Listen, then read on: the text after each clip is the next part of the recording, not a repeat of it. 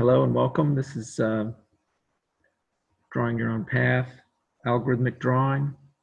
You may notice that there are no other people. It's because I gave a class last night and somehow forgot to turn on the recording. So I decided to get up this morning and go through the material again without anyone, and just to keep the record complete. And also people are asking about the recording. So here we go. So last week we left off with the point-to-point exercise, and that's where I want to pick it up again now. So you can begin our warm-ups with the point-to-point exercise. I'll give a little guidance there during it, but if you haven't come to class before, this is how point-to-point works. It's very simple. Just like it said, we connect the dots, point and a point. You don't actually have to draw the points. You can imagine the points, but here they are, point to point. And the idea is that we connect the points. So of course, in the first one, we could just connect them with a straight line. That's the simplest. And then when we come to the next one, the idea is that we connect them again, but a little bit different, slightly different, as if we could connect them the same each time.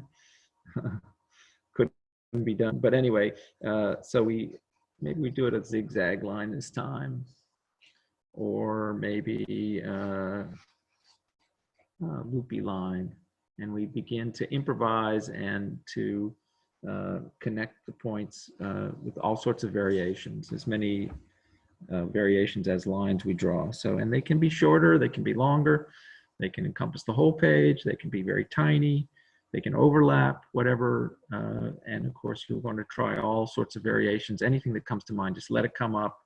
If you have an idea to draw it a certain way, they don't have to be continuous. They can be in chunks. You can build lines with dots, whatever is working for you. Just start that. We'll start making those, and I'll start to make some suggestions as we go. And we want to begin first off by putting tension right on the point of the pencil. That's where our attention goes, is that point of contact between the paper and the graphite of the pencil, or maybe it's a pen and you're getting some ink coming out, or maybe you're even using a brush and you're watching paint move along. However you're working, our attention is right there at that point of contact, and we're paying attention to that mark that's trailing the drawing instrument. There it's appearing. And meanwhile, our peripheral awareness is able to know that that's what's going on, and to begin to wonder as we move along that line, and it changes each time, and we try one maybe with little crosses or little X's, or maybe we have looping lines. Like, what is it that's deciding that? Who is it that's deciding that? How is it that that variation, that novelty is coming about? So like we talked about before, this process of meditation, a little bit like riding a bike. We're able to hold simultaneously our attention on the point of the instrument and our peripheral awareness, knowing that, watching that. So we're attention on the point and our awareness just wondering where this creativity is coming from. What is the source of that variation? Who's making those decisions as they go? And you're just sort of letting them come out, okay? And while we're in that state of concentration, of moving along and doing this point-to-point exercise, let our awareness just be aware of some huge expansive space. Let's just kind of take in the whole universe. Be aware as you're focused on that point and you're watching that originality emerge from the point of the pencil. Yeah, that we're this creature in this entire vast space, this huge universe, out beyond galaxies and solar systems and planets and the whole thing. Here we are, this person making marks on this page. Okay, so we've gone on a line or two. let's go on, moving to line after line, point to point after point to point, looking at variation, continuing to look at variation, and bring in our awareness a little bit more, let's say, to our, just to our thoughts, just to our more immediate vicinity, just to the, that we're not out of being in the world, but we're thinking, feeling creature, and we see that as well, that the same person that's sitting in the universe is also thinking and feeling and hearing and knowing that their attention is on the point of the pencil. And let's watch that for one or two point to points.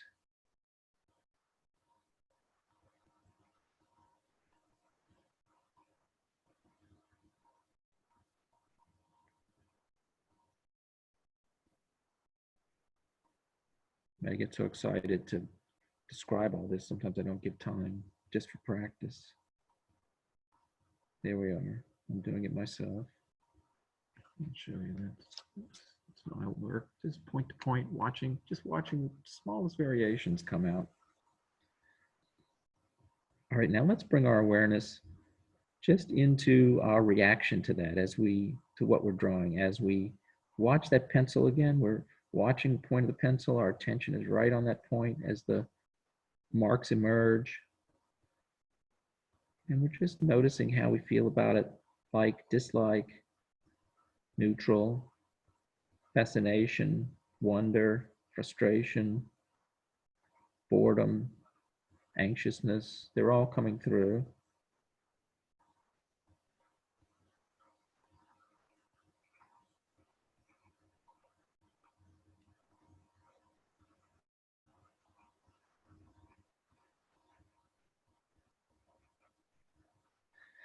And now as we're moving our pencil and looking at the point of contact of that pencil,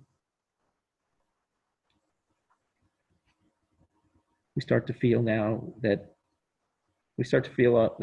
just our body. We start to feel the grip that we have on the pencil, the pressure that we're putting on the pencil, the pressure of our body on the chair wherever we're sitting, how our back is situated, what our shoulders feel like, the elbow, the wrist, what the muscles feel like moving. We're all the way back from the universe down into our body. Our awareness has been scoped way out, and now our awareness is really pinpoint, just back on the same place as our attention. We're aware of that pencil point, and our attention is right on that pencil point.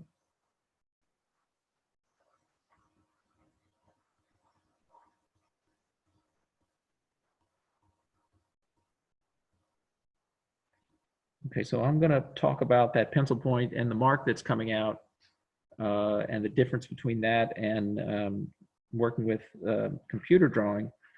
You should continue to do point to point if that's comfortable, and if you have a practice that you're more comfortable with, that you've been developing, because I introduce lots of practices. Each week I give 2 or 3 exercises, and what I've said in the past is that you should try them all, but there'll be one. Maybe it hasn't happened yet. Maybe there is one that you've already come across that brings you some kind of joy, that you're excited to do, that's comfortable, that brings you some stress relief. And so if you'd like, you can also practice that at this time. So drop into what your comfortable practice is, and if not, just continue with point to point. It's not necessary that you master them all, although they all cover different aspects of, at this point, of concentration. But you should have one that you like to practice with. And I want to emphasize again that we should practice every day.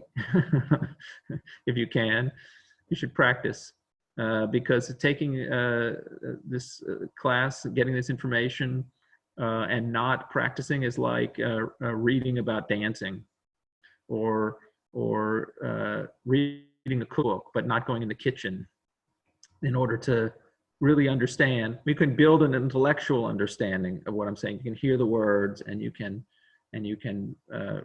reason with it, and you can talk about it, but you won't really understand until you put pencil to paper and go over it and practice it. And because the information is beyond a kind of intellectual information, so you need to embody that. So please continue to practice while I'm going on. Now we're thinking about the point of the pencil touching the paper, and when you put, and I'm going to say pencil, of course, because I mean pens and paintbrushes and all, but I'll just say pencil. When you put the pencil to the paper, and there's this kind of transfer of graphite to the surface of the paper. If the surface is rough, maybe even more. If the graphite's soft, it's wider. But there's this movement of matter that happens. And so the drawing takes place and resides and is persistent and permanent at that exact point in space. From the whole universe, it's kind of like three-dimensional XYZ coordinate, wherever you place your origin, there's this matter that's transferred, and that's where the location of the drawing is in our space, in the three-dimensional space that we live in. That's where it is, and that's how it happens. But when I draw on a computer, I don't use a pencil. I use, here's a mouse. I use the mouse, and the visual of what I do is not fed back to me from the table where the mouse is moving. If I'm moving the mouse along here, it's not leaving anything on the paper. The visual appears at some point via some electrical signals and some logic gates and some LEDs up on a screen there. It's not here, and it's not even that persistent, because I can take the mouse and move the screen around and the drawing will move around. And then maybe at some later time, I print it out. It becomes something different, and then it's sort of fixed in space-time on some, in some matter. But the difference, really, one of the fundamental differences between drawing with the pencil onto the paper and drawing with the mouse onto the screen is that when we draw with the mouse, there's a distance, a space of possibility that opens up between the point and the paper. So this space in between opens up, and the movement of my hand is not directly transmitted to the material, but in fact is mediated through this software that goes on. And there becomes this whole range of things that can happen to that hand motion. That hand motion could drive a robot. That hand motion could launch other programs. That hand motion could, can have effects in the physical world. That hand motion could produce 1 million flowers on the screen, etc. So there's this whole space of possibility that translates that little drawing motion into a wide range of possibilities. So I'm going to go over some very, very fundamental beginnings of how that coding process works, and show you how very quickly we can build complexity and automate complexity in the drawing. So let me share the screen. Here we go.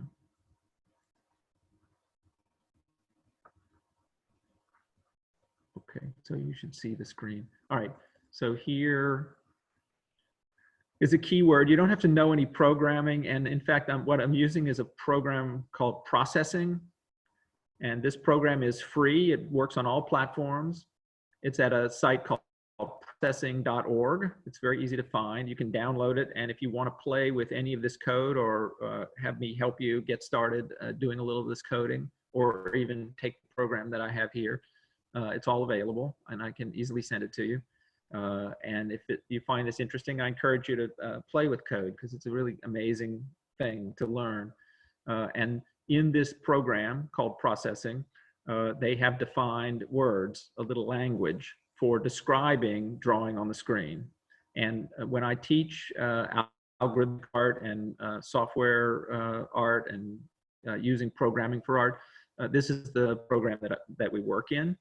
And one great thing about it is it's very simple to start, that with very few things to set up, really no things to set up, just knowing a couple of the words that they define, you can begin drawing immediately on the screen with the mouse, and it's exciting and quick. Okay, and so one of the words that they give is line, which is pretty self-explanatory. And this is exactly our point-to-point exercise. And the other words that they define here, they define mouse X and mouse Y. That's pretty obvious. That's the position on the screen. And the screen is, you know, a grid.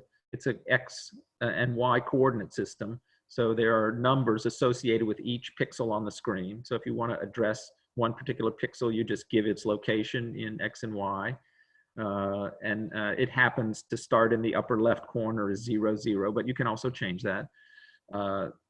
And so you have mouse X and mouse Y. So if you want to know where the mouse is on the screen, just say mouse X, mouse Y. And they use P mouse and P mouse X and P mouse Y. That stands for previous.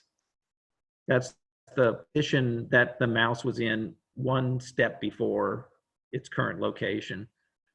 So you have to think about it that way, that what you can know is the immediate previous location and the current location. So that's your 2 points. So all we're saying here in the language of processing is draw a line, and we use a little parenthesis, and then we give the 2 points. The 2 points, each point is described as an X and Y. So we give the previous point and the current point. And so what do we think happens? I'm gonna just run the program and then I'll share the screen.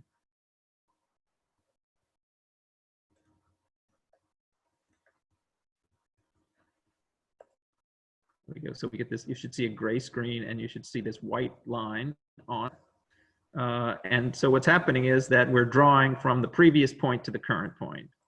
That's just the simple line drawing tool, which you'd call a pencil tool in a lot of programs. That's what's happening. All we're doing is following the mouse around and drawing. Every time we get to a new point, we draw a line from the old point to the new point, and then the new point becomes the old point, and we draw a line to the next new point. And that's how we do. That's the really simple tool. That's point-to-point exercise. So, but it occurs to you, if you're doing this exercise, point-to-point exercise, that anything can happen in between those 2 points. Anything can happen. So we would need a new command other than line to sort of do something new. And I'll show you how we can add to our simple straight line very quickly and create effects that we really can't anticipate. But we need to add a little more information. So we have this previous point and current point, and that's actually enough to derive some more information from. We don't even need to, we could take we could poll the internet and get the temperature outside and let that be the color of our line, or we could poll the internet and find out how many active users are on Facebook and use that to scale the line. We could reach out and make it very complicated, but even in just the 2 bits of information that we have, 2 little pieces of information that we have, the previous and the current position of the mouse, we can't get a lot out of it. So let's just say that's the previous position, and this is the current position of the mouse, and this is the straight line joining them. That's what we're drawing now.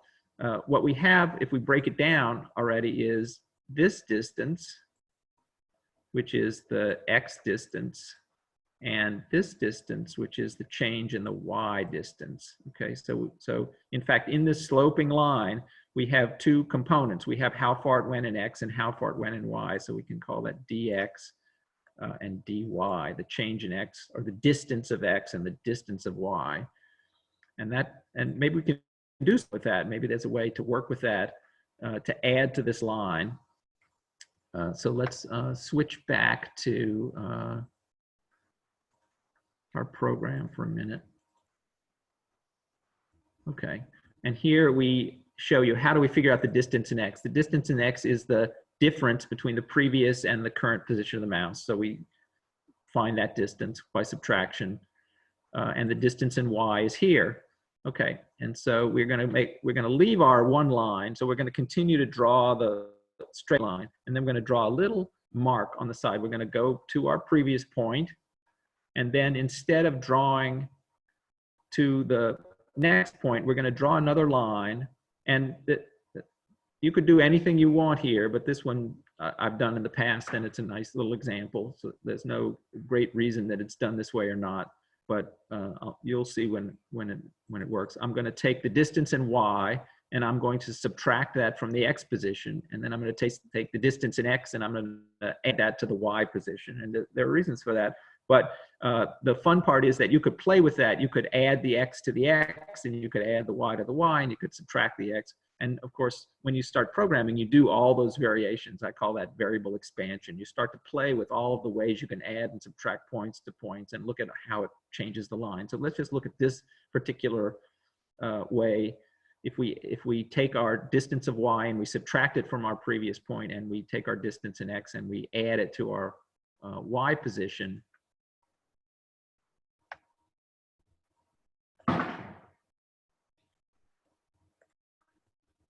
here we are. So what you'll see is that there's this little hatch mark. And so you can see that this distance, and of course my graphic, my drawing here is going to also be hatched. This distance, which is more or less the distance in x, is now flipped up and becomes a difference in y. So when we take this distance of x and we subtract it from the y, it pops up here. And you'll see if we go more vertically like this. So this distance becomes this distance.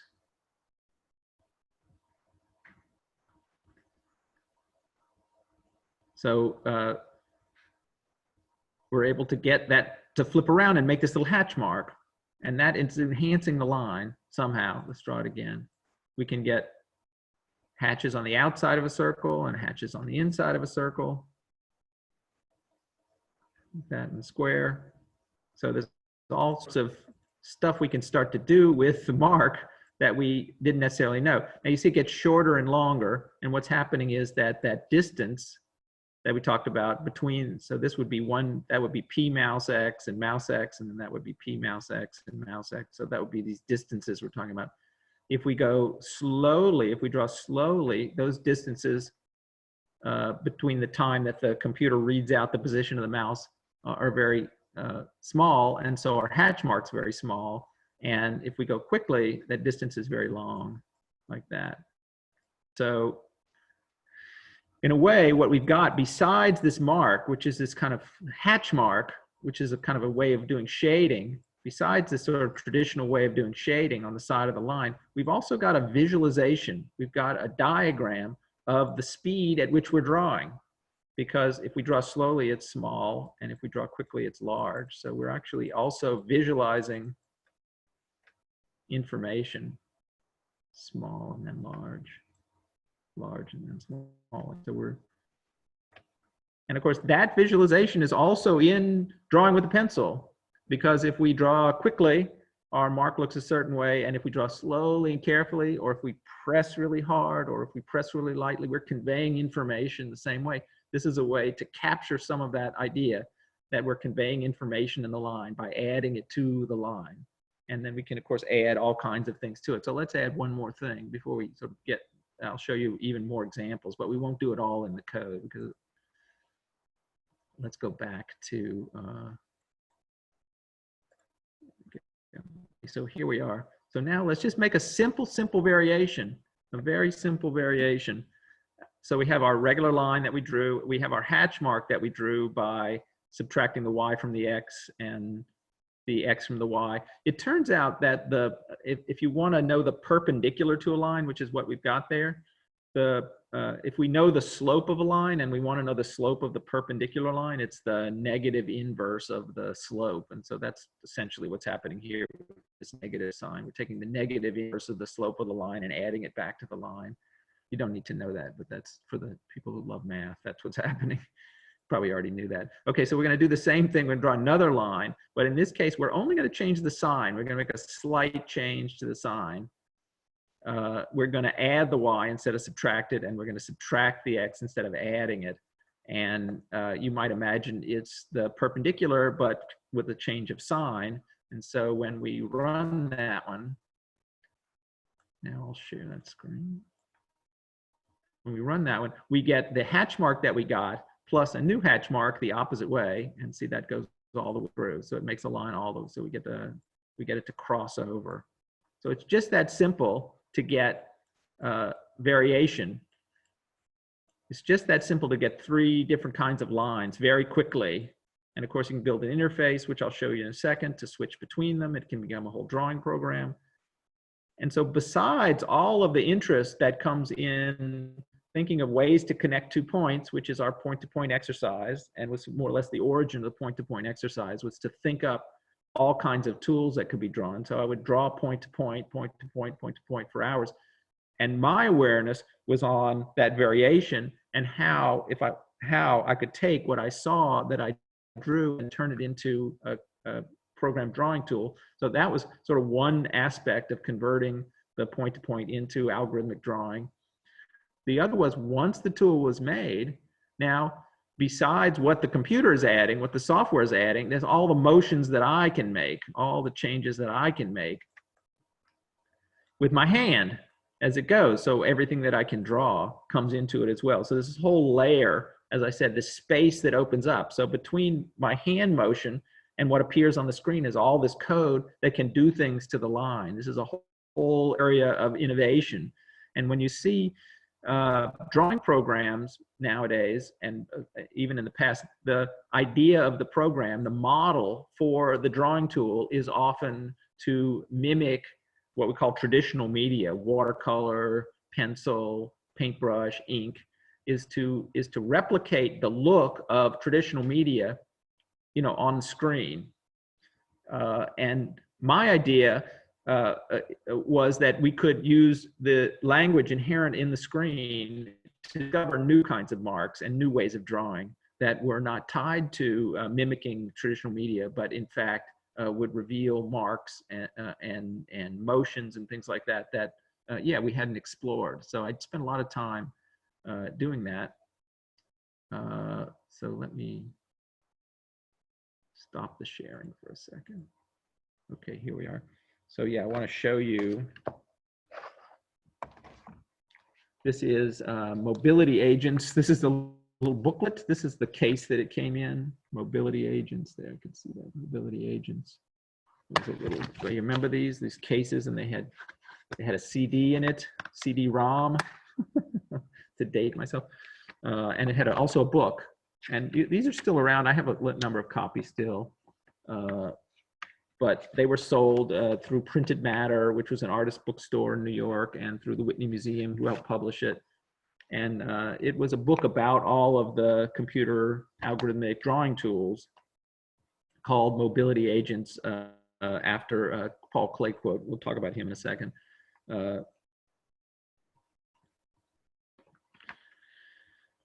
And it came with a booklet and a piece of software. The software was written in Java, which doesn't run on a lot of computers anymore, but I got it to run on this computer, and I'm going to show you. Okay, so this is the drawing program part. There's a little booklet part ahead of it, but this is the drawing program part of Mobility Agents. And on the left here are the tools, the drawing tools. And you see on the far left top, this is the hatch tool. Here we are. Okay, so here's the tool that we just wrote. And I'm showing it with a little bit of a green line there. I'll darken that up a bit. There we go. Okay, so then it's probably easier to see. So here's the regular hatch tool with the perpendicular line. And then there's the one we did that goes all the way through. Here's the one that goes on just one side. Here's one that alternates side to side. Doot, doot, doot, doot, doot. So we draw the hatch mark, but we switch the sides. And here's one that moves the center line. And here's one that keeps the straight center line and moves the center line at the same time. This one looked like a Paul Clay drawing tool to me. So you can, and you see there's this complexity. So the drawings in the beginning were really about the software and the variations the software made. It was just about making marks, and I was looking for whole families of marks that these tools would create. And then drawings started that were using the tools to make drawings. So I'll show you some of those, but let me go through the tools here. The next one is called the rake tool. And my idea was to use the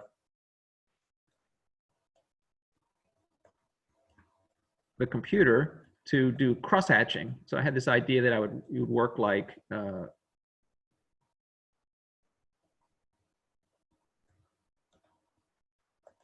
can change the color of individual tines of the rake. I would like try to make like Rembrandt. I would do this cross-hatching and I would automate the cross-hatching. That was the idea. I didn't know a lot about cross-hatching, but the idea of drawing a lot of little lines didn't sit well with me. So I thought I would try to automate that. And I came up with this tool, and you can see you can adjust the individual tines of the rake. You can spread them out, or you can push them together. You can make them unique. There we go. So it's easily adjustable. And this one is what I call the straight rake, which means it just does point. This is point to point, this point to point, this point to point between all of these, just the continuous line. So that's the beginning drawing tool that we made. Okay, and this one does the speed difference. It's doing the hatch, it's doing the speed to push this apart. So if I draw faster, there it's small, and then faster is bigger. And I can show you a little more of that. So fast mark is fatter and the slow is tighter together. And then there's this one, which does the same thing, but also puts the cross line on it. So then now there's more complexity. And then here, just the cross line, no other parts. So we'll look at those together.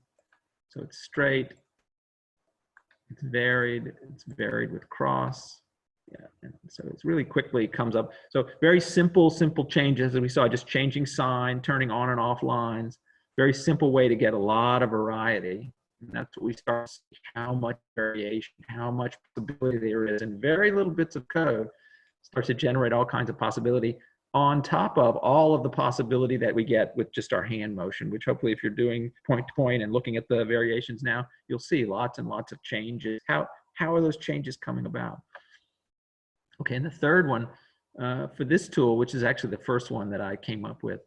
Let me speed this up a little bit. Here we go. Okay, and the idea of this one is that it spins. Make it a little longer. There we go. So this tool, as opposed to the rake and the hatch tool, you don't even need to move your hand. It'll move itself. So this one is in motion as your hand's in motion. So you and the tool are in motion at the same time. So if you drag this spinning line along, it's sort of doing cartwheels along like that. There's one that goes just partially. So this one spins all the way around. It makes this kind of diamond shape. This one kind of goes side to side, like that.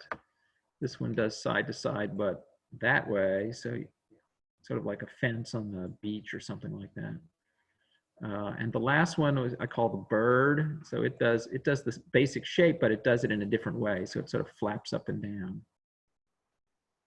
I hope you can see that. Okay. Yeah. So there's all of a sudden there's this way to make lots and lots of complexity, generate complexity. And I thought, well, complexity is one measure of value in drawing. Complexity is one way to know when we see a drawing with like thousands of lines. My God, that person spent so much time doing that, and we assign a kind of a value to it because of the time that was spent. So this is incredible value on complexity. So here you're using automation. The idea was to use automation, generate that complexity. So you're creating value. This is an idea of all computers, is to use the automation to create value by repeating something that a person otherwise would have taken a really long time to do. So I try to apply that a little bit here. But really what it did is open up a whole new kind of visual language for me about ways of making marks and ways marks can be arranged. And I realized small variations in the code would create so many different, unexplorable amount of variation very quickly. So we'll see where that leads. Okay, so that's the mobility agents. And I have set up a page. If you go, when you came tonight, you might have gone to iclock.com/draw. So now if you go to iclock.com, tools, TOOLS, you'll find a page where you can experiment with some of these tools and start to play with that and see. And if you go into processing and you want the code, it's easy to get. In fact, if you view the source of those pages in your browser, there's HTML5 versions of it all right there. So you could even play with it in that language if you're familiar with that. So there's ways to start experimenting. And I mean, you use drawing program. I use drawing programs, Photoshop and Illustrator and Graphic Converter and all these sort of programs, you know, on a daily basis. And they have this little tool set, but that's the tool set. That's what you have. Like their brush is your brush. Like the way they conceived of making a brush. If their model was traditional media, then your brush is going to look like traditional media. And if you want to break out of the molds of those sort of packaged tools and begin to find vast, unexplored fields of variation, which are out there, believe me, untapped variation in style and technique and all kinds of things. Yeah, you could code a little and get there. And there are ways to save the drawings, even on the page in Mobility Agents, but even on the web page, I have it set up so you can actually save those drawings in vector format. So you can go to Adobe Illustrator with each of these lines individually tweakable. So you can create elements even of larger drawings by using some code that you've written, some aspect that you've discovered, which can lead to some uniqueness in your work, because no one will know, you know, how you generated it. You might not even know how you generated it, but you begin to have this dance with the code and your own creative process. Okay, so I want to show you.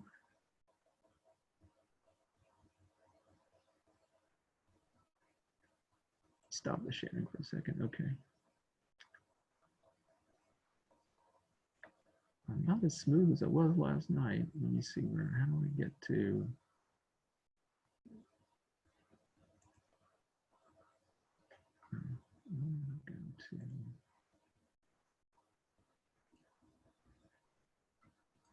There we go. Okay, let me go back and share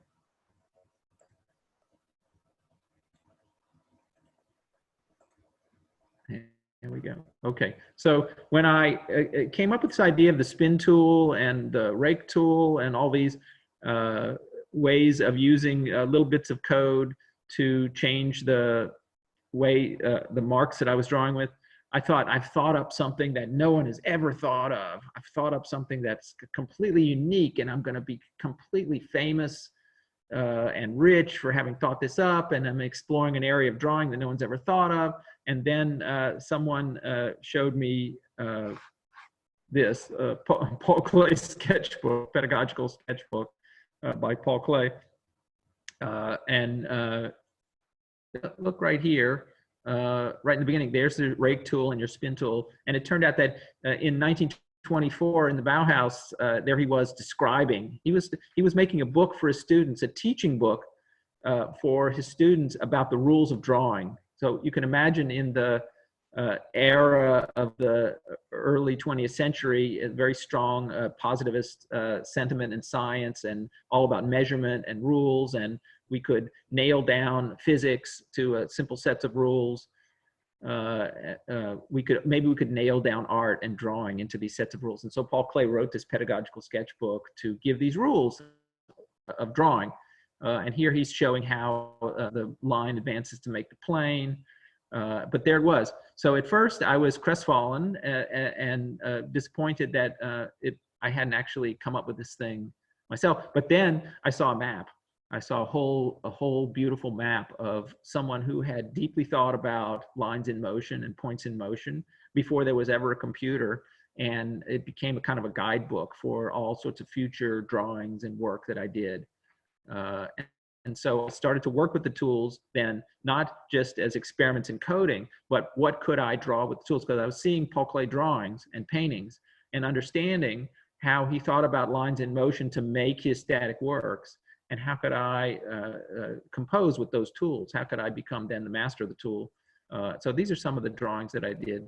Now this drawing, if you start on the left here, there's one point, and on the right it ends in a point, and this is a point-to-point where I've drawn a tool called the loop tool, and the motion that I make, the gesture, the hand gesture that I make is to push down on the left and draw a straight line across to the right. So that's one horizontal line where the software fills in all of this is the motion of the software all in between. So what happens in between the 2 points here is this incredible kind of lyrical motion, and the same at the one at the bottom. So these two, structures, sort of shaded and hatched structures, come about from very simple gestures. So my simple 2 horizontal line gesture amplified into these shapes. And I started, and again, this kind of isolating a family of shapes. So here's another one with hatching and great complexity. It looks like I spent a long time making that drawing. It's really a few vertical lines. So you're leveraging the complexity, leveraging the automation into complexity, line complexity. Here again, you can see at the tops of these, which sort of look like buildings, kind of drooping over skyscrapers or something like that. At the top, there's very little pressure, but it can also be done with speed. It's gone very slowly and then very quickly. But I was using a pressure tablet, so it's very lightly and then more pressure to get these lines to appear. There's a couple more, and then this was like a 22 by 30, and I was going out and I was printing these. The way I was doing output at that time, there were no really good inkjet printers. This is probably 1993, 1994. There were no good inkjet printers at the time, and so I was using a pen plotter. So I was using a machine that actually held an ink pen and went up and down and drew each individual line. So sometimes a drawing like this would take a couple of hours to have the machine draw it out on paper, and I was using the beautiful rag paper. And so I was also understanding this difference, which we'll get to at some point, about the difference between drawing on the screen, where there's this distance, this removal, this electronic space that opens up, that becomes kind of a space of infinite possibility and fascination. And yet, when you have the paper in your hand, when you have this in your hand, there's a quality that the screen doesn't have. And I started to, that difference started to make itself known. And we'll go into that difference quite a bit. But the output of these pieces was onto ink on paper. And I was making those drawings, and at the same time I was designing new tools. So I would say, I'll draw with this tool, I'll draw with this drawing tool until I know the next tool that I want to do, or I see the limits of it, and then I'll invent a new tool. At the same time, I was doing many point-to-point exercises just as a meditative process, although I had no idea that it was a meditative process. I thought I was designing these brushes, so I would hours spend. I thought, wow, I'm really into this. I'm really into this. was really getting a benefit from it that I didn't understand. But I was drawing point-to-point exercises, and then I'd see one. Oh, look at that! I could code that one. It's simple enough. I would draw them, very complicated, shaded, whatever, and I'd draw them more simple. And I was looking for geometrical variations. I'd find one. I could code that, and I'll code it, and I guess this whole class of tools would come out. And I started to wonder, could I design software that would design the brushes? Could I design a tool that would design the tool? So I could do kind of point-to-point sketching, and then that would already be a tool, and then I could draw with it. So I started to design software like that. I got really into how many possible brushes there were, how many ways there were to design, and it started to blow my mind that it got so complicated that I had to simplify the problem. And that's when I worked into every icon. So I'll talk about every icon. And just to show you, this is a picture which is a grid of 32 by 32 pixels. Well, let's actually go. I want to introduce a new exercise since you're probably doing point-to-point a while. Let's do this. This is an exercise I want you to do. I want you to now get another sheet, or get some space on the sheet you're on, and I want you to draw this little square and divide it into 4 parts. So try to make it as much of a square as you can, but it doesn't have to be exact. And also try to make each one about the same, but do your best. And I want you to draw 4 rows of 4 of these squares that are divided into 4. And then we're going to fill them in a certain way. I'll give you a minute to draw that.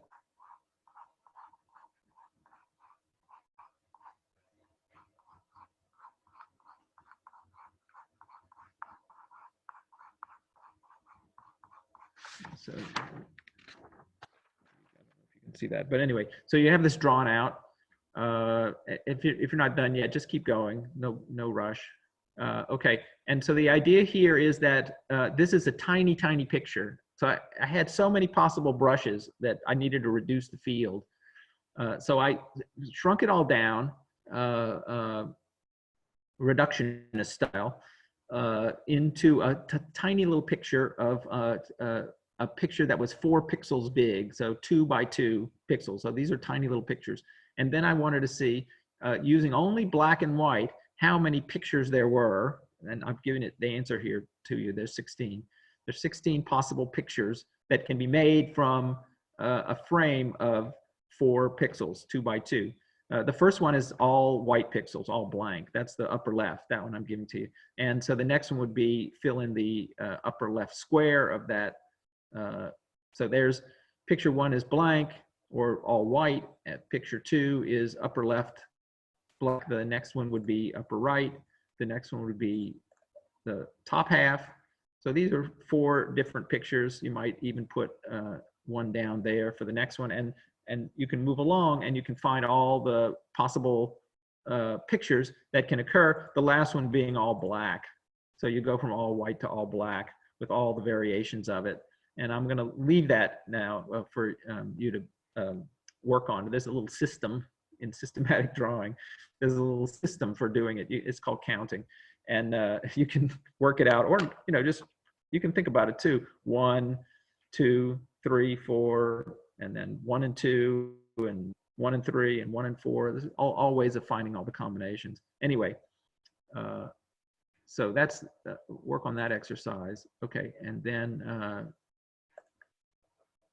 going to pop back here. All right, so here I was fascinated by these little icons on the desktop. When the Macintosh first came out, it was a real fascination that there were these little pictures, and they were tiny. And as I showed you in the previous slide, they're made of 32, instead of just like 2 by 2 grid that we're just working on. They're made by a 32 by 32 grid. I could actually show you that one again. Yeah, so here's a 32 by 32 grid. This eye picture was the original Photoshop icon. And you had a tool in the original Mac called Res Edit, and you could go in with this little pencil tool and you could change the icon. You could change it any way you wanted and make it up on your desktop. And if you made a program, you could make your own icons. It was really exciting. So here's the 32 by 32 black and white icon. And so you can imagine that if I was to do the same thing, not just in the upper 4 pixels here, but on the whole 32 by 32 pixels, look at all the variations that are possible. This would be one of the variations. Obviously, it's one of the arrangements of black and white pixels. And indeed, all of these are can be broken down into just arrangements of black and white squares. All these various pictures. It's kind of amazing that all those pictures exist in that small 32 by 32 grid. And it's big enough that we agree that they're pictures. There's a trash can, there's a folder, there's a clipboard, there's a phone, there's a printer, this kind of thing. So we can all agree that they're pictures. So what if, instead of trying to draw all these pictures or be an artist that thinks up all these pictures and then encodes them into the grid, what if I, as a programmer, could write a program that would start with the blank grid, like we did with the little 2 by 2 grid, and start to generate all the possible combinations of black and white squares? It's easier than me thinking it up, like 1 in 100, 1 in 101, 1 in 102, like putting them all together, trying to think it up. That was the computer's good at. So let it do it. So I would write a program that would go through and show all of the variations. And I think I closed the window. I had it all open last night, of course. So I'm going to numeral.com. And I'm going to choose every icon. So I wrote this program. Okay. And it's sort of updating itself. There we go. Okay. And so here it is. Here's the grid of 32 by 32 pixels. Any element of the grid can be black or white, and eventually you'll see every icon. So that eye picture that we saw will be some drawing on here, some variation of black and white squares. And so I set this up and I set it running, and I thought it just would be for me to wait and find the catalog and choose the coolest pictures that no one had ever drawn before, seen before, be out there. There's is a drawback to this method. And the drawback to that method is that to show all of the possibilities of the first line, to show all the variations of pixels of the first line takes about 3 months. And to show all of the variations of the first 2 lines takes about 500 million years. And this is where not having an audience kind of throws me off, because the irony is so great that it's laughable. That yes, how does it happen? Well, here over on the left is kind of blurry. It started all white. It's kind of blurry because it's displaying hundreds of pictures a second. In the beginning, when it started up, it was figuring out how many it could show a second. It's showing so many a second, and it just rolls over. It's about to roll over big to here. It rolls over, so it's counting up. It's counting up, showing you all the variations there very quickly, but it gets slower, more slow, and more slow, and more slow. And then it's every column doubles the amount of time. So you can see this has been running since 1997. So let's just call that 20 years. So this far right black square at the very bottom row, let's say that's 20 years, 40 years, 80 years, call it 160 years, 320 years, let's call it 500 years, 1,000 years, 2,000. It grows very quickly. So that's what happened with the variations of the drawing tools. Like every little change became this kind of enormous field of possibilities. That very small variations give rise very quickly to great variation. And I could see it here that even in a black and white tiny square of 32 by 32 pixels, there were more pictures than in my lifetime I would ever be able to see. I would ever be able to see all those. Even in the lifespan of the universe, I would never see all the variations there. So it made a big difference for me conceptually in the way I was approaching art and the way I was thinking about my own creative practice. One change was that I realized that no matter how much brute force I put into, no matter how much computing brute force I put into solving a problem like this, no matter how much computer power that I threw at this problem, there were some things that the computer could never do, that technology would never solve. The problem of cultural relevance or visual coherence simply by counting like this. That as fast as this went, I would never arrive at satisfying pictures, because part of the equation was a discerning eye. Part of the equation is a person to receive the information and make sense of it. And so that changed my model from thinking about writing a program that itself was going to make the work to understanding that all the decisions about conditioning that work and forming that work to take that automation and make something personal with it, was within me, that I couldn't escape that even whatever software I wrote, whatever set of rules I wrote, were a set of rules that I wrote. And so when I look back at Paul Klee, who was trying in 1924 to write a book that was the rules of drawing, almost 100 years later now, I don't see a general set of rules of drawing. What I see is Paul Klee. What I see is Paul Klee's rules. What I see is the way that he, in the country where he was, and the school where he was, and the culture that he'd been brought up in, is expressed through this attempt to make a set of rules. Like even to have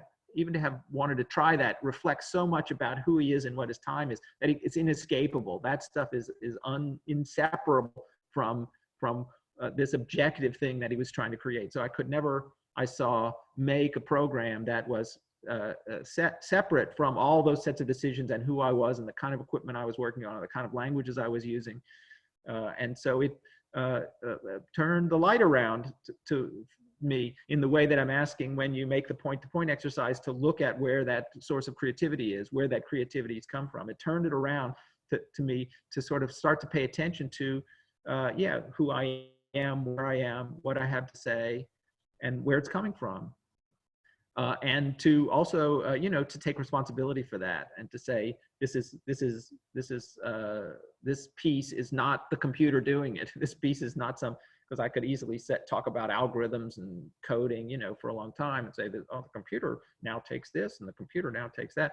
But really, yeah, I decided it should look that way. I decided that this should be a black and white grid. I decided that this should be presented in the style of, that every icon should be presented in the style of conceptual art. That was all decisions that had been made. So it pushed me to take responsibility then for work. And you can see that the work beyond this, the software artwork beyond every icon, already knew that and already was, you know, celebrating the choices that I had amongst all possible choices that I had. Okay, so I think at this point in the class last night, Julie David asked a question. She said, it says starting date January 14th, 1997. Has it been running that long? and how so? And is this how far it's gotten? And it's a really great question because it opens some doors to the vastness, to the possibility of what's out there. The answer is that the way the program's written is that when I compile the program, when I first write it, I put the date, whatever date, starting date I want. In this case, it was January 14th, 1997 at 9 o'clock at night that I started, that I put that date in at first. If I made a copy now, I might start it today, who knows? Or I might start it 100 years ago. You'll see it doesn't make that much difference. Okay, so what happens is there's the starting date, January 14th. And when I launched the program, as you saw here, although last night it was already running, you saw here, it kind of flickered a little bit and did some counting. And so when it starts up, it knows the day, it knows what today is because our computers all have our calendars and clocks on them. So it knows today. So then it can figure out, okay, today is May 22nd, 2020. And so January 14th, 1997 was X seconds ago. It knows how long ago it was. So it figures out the chunk of time since its beginning to now when it's woken up. I've been running X amount of time. And then when it was flickering, it was figuring out, oh, I can show about 120 per second on this machine, or I can show 200 per second on this machine. So it figures out if I've been running since 97 for this many seconds, and I know how many pictures per second I should have generated, and I can advance myself to that point. It's just a number out in space there. So it figures out where it should be. So it will advance. So I thought that people, you know, wouldn't want to lose if they own the piece for a certain amount of time. They wouldn't want to lose any of that time. And so when I put the date in and figured out that distance, I immediately went to the computer clock and tried to run it up quickly to see what would happen in the future. And the computer calendars, they won't let you advance. You know, well, you can't go to the year 5000. You can't even go to the year 3000. At that time, you couldn't get past the year 2000 very easily. There were some questions about that. But if you, Apple would let you advance to 2020. So that's funny now that it's 2020, but that's what it was in 1997. So I advanced it immediately to the end, and guess what? It didn't change very much. It doesn't change very much. And in fact, if you leapt ahead a billion years, it really wouldn't look that much different. It might be down in the third line somewhere. And so the amount of time is just so incredibly vast.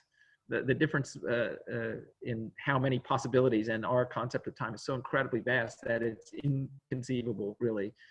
And the other way around this is to try to speed up. So here we're going at, let's say, 200 pictures per second. What if we went 1 billion pictures a second? Okay, again, even at 1 billion pictures a second, it doesn't get very far. It won't even get near down into the grid, even very few lines at 1 billion per second. But we run into another problem, is that if we launch it at 1 billion per second, or when we start to go more, we'll go to 2 billion or 10 billion per second. We will lose the ability of our sensory system to discern. It will never appear to be moving. We'll lose the ability to discern change at the fine end for sure. So we'll exceed our perceptual system at some point. Then also you could say, well, like my dad says, why don't you just skip ahead a few? Why don't you just jump ahead a little bit? So I did write a program to jump into the middle of it in a random way. So just jumping randomly into the set. So instead of starting in the upper left and kind of chugging your way down, you would just jump right in to the middle of it.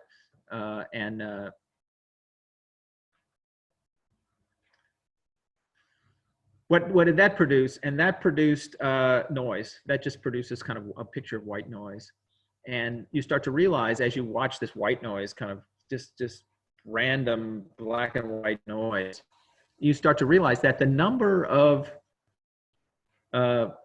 images that would qualify as coherent pictures, that would be something that our eye brain system would recognize as anything, a corner of a door or a chair, for instance, or a face or anything like that. The number of arrangements of these black and white squares that qualify as something coherent, even though all the images we could possibly see and know as coherent images, the number that qualify that way within this set of all possibilities is so small that if you run that random program for hours and hours and hours, and you won't see one. You will never see one, in your lifetime. You'll never, it would be so rare to come across something that had really any coherence at all as an image. So it just makes you understand that the possibility of being here on this planet with these incredible arrangements of molecules we call DNA is so rare, so precious, that this coherence exists at all in the vastness of possibility and the vastness of noise. So this was the beginning of my understanding of that vastness, of that complete incomprehensible space. Now I'm an artist. I identify myself as an artist and a creative person, and I have a great imagination, and I can think of all kinds of things, and I'm always coming up with ideas, and that was a kind of a point of identity. And so it was very hard for me with that kind of idea about myself to admit that that the vastness was not just more than I imagined. It was more than I could imagine. that it's not just that I can't imagine. It's not just that it's unimaginable. It's impossible for the mind to grab. At some point, you just think big. It's just big. It's just vast. I don't even have a word for something. So how do you admit that it's beyond your comprehension? Something like that is beyond comprehension, and it's just kind of a way of, you have to kind of give up that part of your idea of yourself, or I did have to give up that idea of myself, that I could be a person that could comprehend all the possibilities, because here in the face of every icon, there was no way to understand all those possibilities. And again, I thought this was something that I had come across that was, wow, this it's like infinity, but it's a way of visualizing that. It's a way of touching that infinity. And in fact, every icon was very popular. It got a lot of press. A lot of people wrote about it from 97, 98, around that time. Computers, there was a .com era was happening, and home computers were just booming, and Apple was booming. PCs were everywhere. They were moving into offices. And so, this every icon really struck a chord, and it ended up in the 2000 Whitney Biennial. That was the culmination. I think it was recognized by the art world as a kind of a limit case, an upper limit case for how technology and art were going to deal with each other. Because here it was trying to create every picture, trying to use a computer to create every picture. And what it was proving was that artists had a value, art had a role, that discerning eye for choosing cohesive, culturally significant, humanly relevant arrangements of light. Still, the artist still had a role in that. There was still a place for someone, a creative person, within that vastness, to make sense of that other than just kind of brute force machinic work, that there needed to be, you know, an eye and a mind in behind all that. Again, I thought that this was something I'd broken into, and then later getting into, and you can see how this led me in some ways over time to consider the role of myself and the role of mindfulness in my life, and it was kind of expanding. I eventually got into the Heart Sutra and found this passage, and I hope I'm doing okay with the pronunciation, because once I discovered this openness, this vastness, it became this incredible relief. And when it sort of fell back, as I described, on my own responsibility and my own set of decisions, you know, there was a kind of a great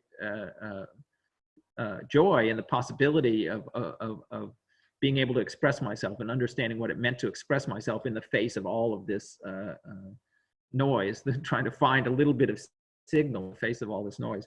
So the last lines of the Heart Sutra go, gate, gate, paragate, parasamgate, bodhi svaha.